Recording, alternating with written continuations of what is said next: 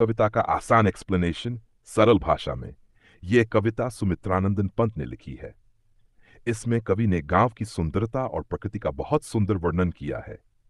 पहला भाग, गांव की प्राकृतिक सुंदरता। कवि बताते हैं कि गांव में चारों ओर हरियाली फैली हुई है। खेतों में फसलें लहरा रही हैं, पेड़ पौधे हरे भरे हैं और पूरा वातावरण बहुत शांत और सुंदर है। ये दृश्य देखकर मन खुश हो जाता है।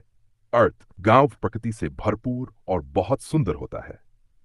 दूसरा भाग, बादलों का आगमन। कवि कहते हैं कि आकाश में बादल ऐसे दिखाई देते हैं जैसे कोई मेहमान या दामाद गांव में आया हो।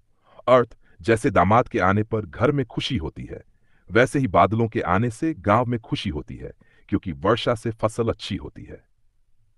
तीसरा भाग, वर्षा और खेतों की खुशी। जब वर्षा होती है तो खेतों में नई फसल उगती है और चारों ओर हरियाली छा जाती है।